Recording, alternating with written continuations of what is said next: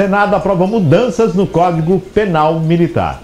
O plenário do Senado aprovou ontem um projeto de lei com várias mudanças no texto do Código Penal Militar, Decreto-Lei 1001 de 1969.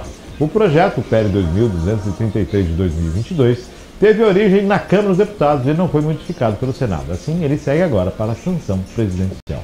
O projeto promove várias adequações no texto do Código Penal Militar, à luz de mudanças legais significativas desde que ele entrou em vigor, como a promulgação da Constituição Federal em 1988 e as reformas ao Código Penal do Decreto 2848 de 1940.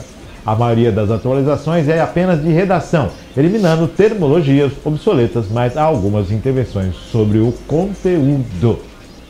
Uma das inovações, por exemplo, é o endurecimento da pena para tráfico de drogas praticado por militares, que passa de 5 para 15 anos.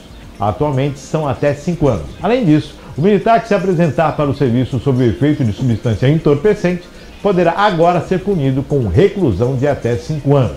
O roubo de armas e munição de uso restrito militar ou pertencente à instituição militar se torna um tipo de roubo qualificado, o que significa um aumento de 1/3 a metade sobre a pena, ou 4 a 15 anos de reclusão. As informações são da Agência Senado e o relator é o Mourão, tá? Sim. Sim, vou trazer aqui uma curiosidade que ficou fora da notícia, né? O relator foi o ex-vice-presidente Hamilton Mourão. Quero pontuar aqui que o Código Penal Militar saiu na frente do nosso Código Penal brasileiro, porque teve essa atualização. E alguns pontos importantes. A contrário senso do que está se encaminhando no Supremo Tribunal Federal, as penas aumentaram, eles não flexibilizaram, como fará certamente o Supremo Tribunal Federal, quando vai flexibilizar ali o uso de entorpecentes, né, de droga. O Código Penal Militar, nessa reforma, ao contrário, vai endurecer essas penas. E um ponto super importante é que nessa reforma que fariam, tinha um artigo dizendo que o militar que fizesse críticas ao governo seria punido. E esse artigo foi tirado, essa atualização que fizeram foi tirada. Então, muito bom, porque pelo menos no Código Penal Militar, a liberdade de se criticar o governo foi mantida. Esse é um ponto importante. Foram adequações importantes que atualizam o sistema militar ao mundo como ele roda hoje, né, por assim dizer. Entendo que essas punições, principalmente o desvio de armas, que eu acho que é o ponto crucial, porque a gente vê muita arma de grosso calibre indo parar na mão do tráfico. E o tráfico ele é realmente sedutor para esses militares, tanto que essas armas vão todas parar lá.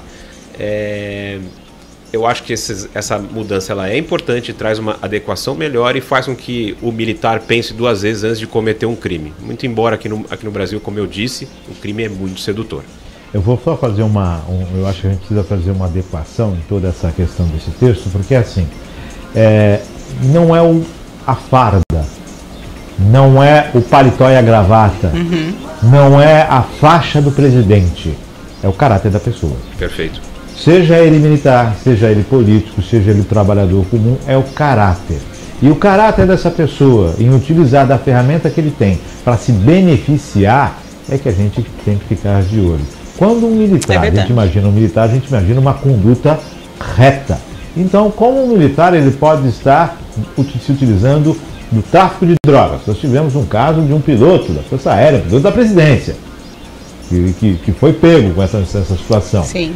Nós temos casos dessa questão de armas, quer dizer, o que envolve o militar não é a farda, é a conduta daquele que está militar. Sim. E que precisa ser adequado, como aquele que também está político. Eu gostaria de ver as sanções voltadas para os corruptos e não as benéficas. Seria muito bom. Para os corruptos. Vamos endurecer quando essa questão da corrupção, eu acho que vai ficar melhor, né? Acho que Imagina um código de conduta, né? Que maravilha. Para né? os políticos. Que maravilha.